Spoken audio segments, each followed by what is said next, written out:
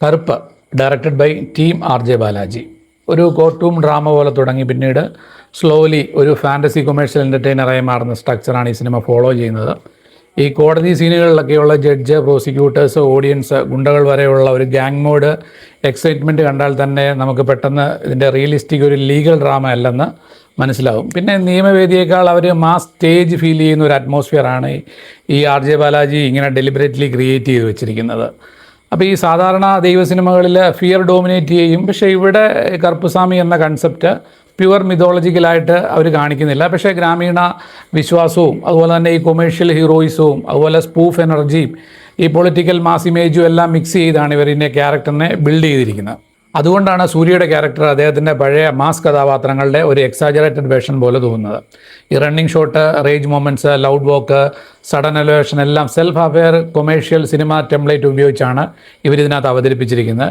പക്ഷേ സിനിമയുടെ emotional grounding completely നഷ്ടപ്പെടാതിരിക്കാൻ സഹായിക്കുന്നത് ഇന്ദ്രൻസിൻ്റെയും അനഹയുടെയൊക്കെ പോർഷനാണ്. മുഴുവൻ ഒരു ലൗഡ് ഫാൻറ്റസി മൂഡിൻ്റെ ഇടയിൽ അവരുടെ സീൻസ് മാത്രം മനുഷ്യൻ്റെ പെയിൻ ഓർമ്മിപ്പിക്കുന്നുണ്ട്. പ്രത്യേകിച്ച് ഇന്ദ്രൻസ് സ്ക്രീനിൽ വരുമ്പോൾ സിനിമ ഭയങ്കരമായിട്ട് ഒന്ന് ഗ്രൗണ്ടഡ് ആവുന്നുണ്ട്.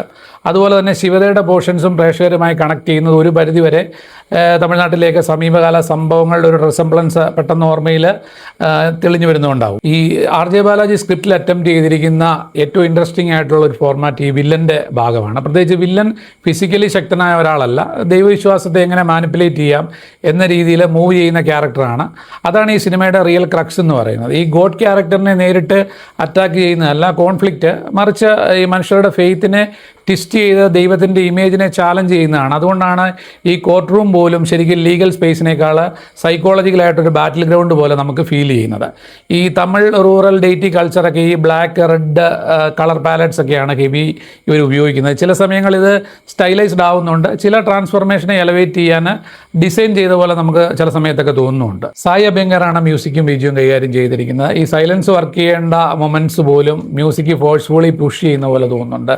ചിലർക്കൊക്കെ ഇത് അഡ്രിനാലിൻ റഷ് തോന്നിയാലും ചിലർക്ക് ഭയങ്കര എക്സോസ്റ്റിംഗ് ആയിട്ടുള്ള അഖണ്ഡയുടെയൊക്കെ ഒരു ഫീൽ നമുക്ക് കിട്ടുന്നുണ്ട്. അതുപോലെ തന്നെ ഫൈറ്റ് സീക്വൻസും VFXും ഒക്കെ അംബീഷ്യസ് ആയിട്ടാണെങ്കിലും അതിൻ്റെ ഒരു ഫിനിഷിംഗ് കൺസിസ്റ്റൻ്റ് ഇല്ല. അതുകൊണ്ട് തന്നെ നമുക്ക് പലപ്പോഴും ഇമോഷണൽ ഇമ്പാക്റ്റ് കുറയുന്നുണ്ട്.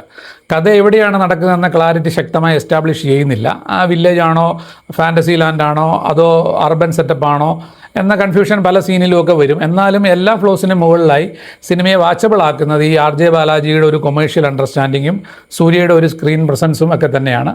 തിയേറ്ററിൽ കാണാവുന്ന സിനിമ.